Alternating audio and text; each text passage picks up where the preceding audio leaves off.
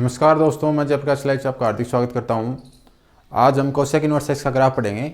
Cosec inverse x का graph पढ़ने से पहले हम कोसेक एक्स का ग्राफ देखते हैं। ये हमारा जो कोसेक एक्स का ग्राफ है और ये जो डॉटेड जो ग्राफ है वो है हमारा साइन एक्स का ग्राफ। कोसेक एक्स बराबर होता है 1/sin x और कोसेक एक्स उन पॉइंट पे डिफाइन नहीं होता जिन पे साइन एक्स का मान 0 हो। और हम जानते हैं कि जो साइन एक्स है वो 0 पाई के मल्टीपल पर होता है, यानी पाई के जितने भी गुणज होते हैं उन पे साइन एक्स का मान 0 होता है। तो साइन एक्स का मान 0 होता है 0 पे, पाई पे, 2 पाई पे, 3 पाई पे, इसी प्रकार -पाई पे, -2 पाई, -3 पाई पे 0 होगा। तो ये जो लाइन है ये लाइन इस ग्राफ की एसिम्पटोट्स कहलाती हैं, अनंत स्पर्शियाँ कहलाती हैं। चूँकि साइन एक्स का मान -1 से 1 तक होता है इसलिए कोसेक एक्स का ग्राफ 1 या 1 से बड़ा होगा।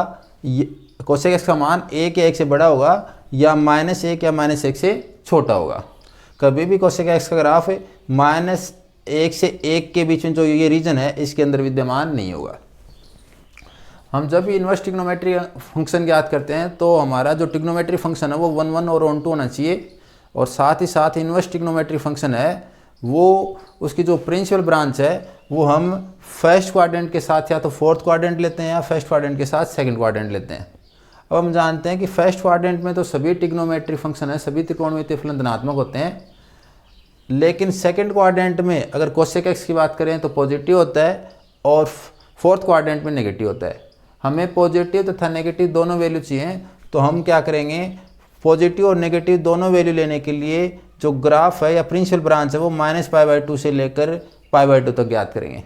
तो हमारे जो -π/2 से इस साइड का जो ग्राफ है ये जो हमारा ग्राफ बन रहा है और यहाँ से लेकर यहाँ तक ये π/2, ये 0 वाली लाइन है, ये इसके एसिम्पटोट्स है। यहाँ पे ग्राफ ब्रेक है या फिर हम ये कह सकते हैं कि x बराबर 0 पर कोसेक एक्स है वो डिफाइंड नहीं है। तो हमें जो ये ग्राफ है इस ग्राफ के कोरस्पॉन्डिंग हमें इसका इन्वर्स ट्रिग्नोमेट्री फंक्शन प्राप्त करना है। तो अगर हम कोसेक इन्वर्स एक्स डिफाइन करें तो कोसेक इन्वर्स एक्स है वो -∞ से -1 यूनियन 1 से ∞ तक ये इसका डोमेन होता है। और जो इसका रेंज होती है कोर डोमेन होता है वो होता है क्लोज इंटरवल -π/2 से π/2, लेकिन उसमें एक पॉइंट नहीं होता, वो होता 0 नहीं हो, शामिल नहीं होता इसमें। तो हम देखते हैं कि जो कोसेक इन्वर्स एक्स का ग्राफ है वो -∞ से -1 तक बनता है।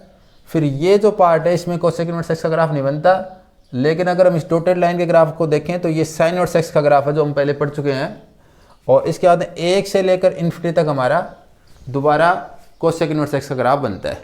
तो जो कोसेक इन्वर्स एक्स है उसके डोमेन में -∞ तक के से ∞ तक के सभी पॉइंट शामिल नहीं होते, ये बीच का पोर्शन इसमें शामिल नहीं होता, यानी इन पॉइंट पे cosec inverse x not defined होता है।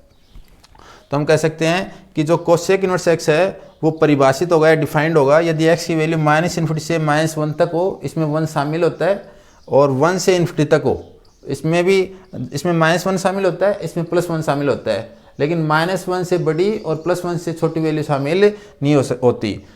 इन पॉइंट को हम ये भी कह सकते हैं कि ये सभी पॉइंट मॉडुलस x > 1 इस कंडीशन को सेटिस्फाई करते हैं, यानी मापांक x हमेशा > 1 होता है इनके लिए।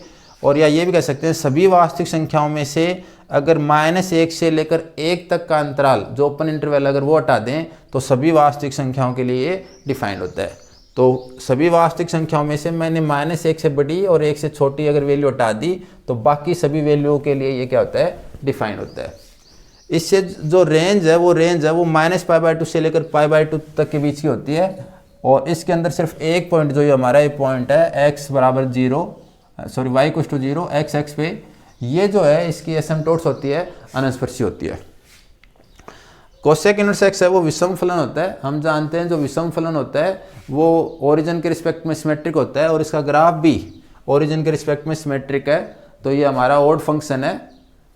इसके बाद में अगर हम कहें कि ऑड फंक्शन में अगर इनपुट नेगेटिव देते हैं तो माइनस कॉमन बाहर आ जाता है, तो कोसेक इन्वर्स -x बराबर माइनस कोसेक इन्वर्स x होता है। तो अगर जिन पॉइंट के लिए कोसेक इन्वर्स x डिफाइंड हो और उनमें नेगेटिव इनपुट दें, तो जैसे मान लो हम जानते हैं कि कोसेक इन्वर्स -2 पूछें तो कोसेक इन्वर्स -2 डिफाइंड है, तो इन नेगेटिव इनपुट के लिए माइनस बाहर आ जाएगा और ये वैल्यू जाएगी cosec inverse 2। Cosec inverse x है, अगर इसका ग्राफ करें तो -∞ से जैसे जैसे हम लेफ्ट हैंड साइड से राइट हैंड साइड की तरफ आते हैं, यानी -∞ से -1 की ओर आते हैं, तो ग्राफ इसका नीचे की ओर आता जाता है। और इसी प्रकार अगर मैं 1 से लेकर ∞ तक जाता हूं तो भी हमारा ग्राफ दोबारा डाउन आ रहा है, नीचे की ओर आ रहा है। तो ये इस इंटरवल में डिक्रीजिंग फंक्शन है, ह्रासमान फलन है। इस इंटरवल में भी डिक्रीजिंग फंक्शन है, ह्रासमान फलन है। लेकिन अगर कंप्लीट अगर मैं ये दोनों पार्ट ले लूँ तब हम ये नहीं कह सकते कि डिक्रीजिंग फंक्शन है, क्योंकि इस पॉइंट पे वैल्यू अगर हम देखें तो -π/6 है और इस पॉइंट पे देखें तो वैल्यू π/6 है। तो ये वैल्यू बढ़ रही है। अगर एक पार्ट लेते हैं, चाहे ओरिजिन के इस साइड का पार्ट ले लो, चाहे ओरिजिन के इस साइड का पार्ट ले लो, दोनों पार्ट में अलग अलग ये डिक्रीजिंग फंक्शन है। लेकिन कंप्लीट डोमेन में ये ना ही तो डिक्रीजिंग फंक्शन है ना ही इंक्रीजिंग फंक्शन है। इसके बाद में अगर इसकी शेप बनानी हो तो अगर हमें साइन इनवर्स एक्स का ग्राफ ध्यान में है, तो अगर साइन इनवर्स एक्स के ग्राफ को बीच से तोड़ दें, मरोड़ दें, यानी पहले यहाँ से तोड़ा और तोड़ के ऊपर वाला पार्ट इधर मरोड़ दिया और जो इधर से तोड़ा नीचे वाला पार्ट इधर मरोड़ दिया, तो ये हमारा कोसेक इनवर्स एक्स का ग्राफ प्राप्त हो जाता है। और इसकी जो ब्रांच है वो इन्फिनिटी तक जाएगी और एक्स एक्स को टच करेगी। तो इधर वाली ब्रांच है एक्स एक्स को ऊपर की ओर से टच करेगी, इधर वाली जो ब्रांच है वो एक्स एक्स को नीचे की ओर से टच करेगी। तो इस प्रकार हमें एक कोसेक इनवर्स एक्स का ग्राफ प्राप्त होता है।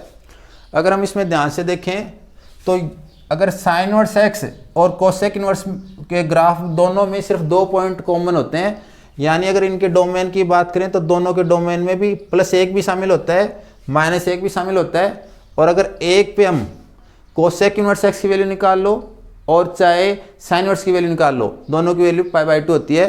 कहने का मतलब है अगर कोई कहे कि कोसेक इनवर्स 1 और साइन इनवर्स 1 दोनों की वैल्यू इक्वल होती है और वो दोनों की वैल्यू किसके बराबर होती है, π/2 के इक्वल होती है।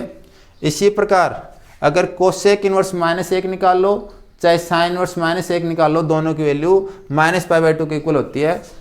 कोसेक इनवर्स -1 और साइन इनवर्स -1 दोनों की वैल्यू -π/2 की इक्वल होती है।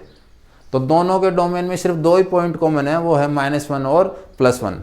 अगर मैं मैक्सिमम वैल्यू की बात करूं तो हमारा जो कोसेक इनवर्स है उसकी मैक्सिमम वैल्यू है वो π/2 प्राप्त होती है, वो x = 1 पर प्राप्त होती है।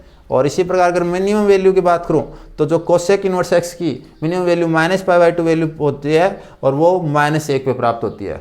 तो ये हमारी मैक्सिमम वैल्यू है और ये हमारी मिनिमम वैल्यू है।